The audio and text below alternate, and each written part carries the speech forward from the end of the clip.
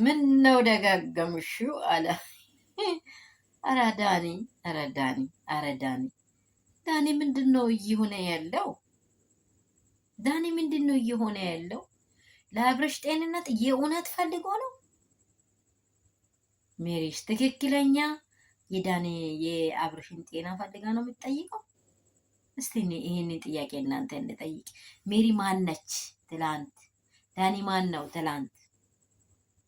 ኧረ ሩታ የምር ነው ምልሽ፣ እግዚአብሔር ልቦናሽን እየጠነቀቀልሽ እየጠበቀልሽ፣ እነዚህን ሰዎች ተጠንቀቂያቸው።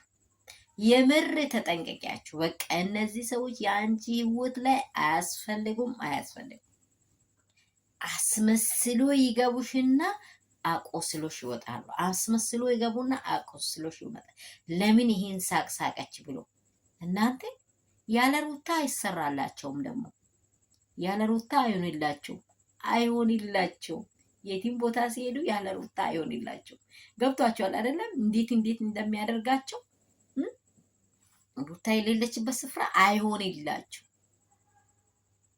ይችን እንሸቅል፣ ይችን እናገኝ፣ ከዛ ደግሞ እንደዚህ ከሄዳችሁ እንዲህ ታገኛላችሁ የሚል የሚለቅላችሁ ሰው አለ። ገብታችኋል አይደለም? የምር ልክ እንደ ኤፍሬም ሽንጡን ገትሮ ለወንድሙ የተከራከረ ሰው አንድ ሰው የለም። ጠቅመኛ ብቻ እንኳን ከዚህ ሄዱ እዛም ቢሆን የተናገረውን የማይረሳ ዝንፍ የማይል ኤፍሬም ዛሬም ቢሆን አይታችኋል አይደለም?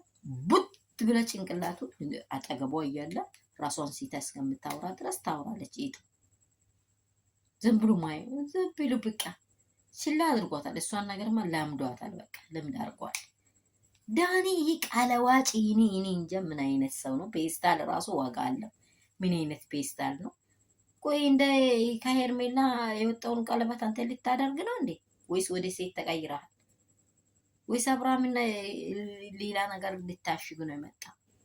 ኧረ እሽጌ ይፍረስ። በግራ መጣይ ከሸፈ፣ በቀኝ መጣይ ከሸፈ፣ ከፊት መጣይ ከሸፈ፣ ከኋላ መጣይ ከሸፈ። ኧረ ዳኒ ስራ ይፍረስ ብያለሁ እኔ። ከሩታ ህይወት ውጣ።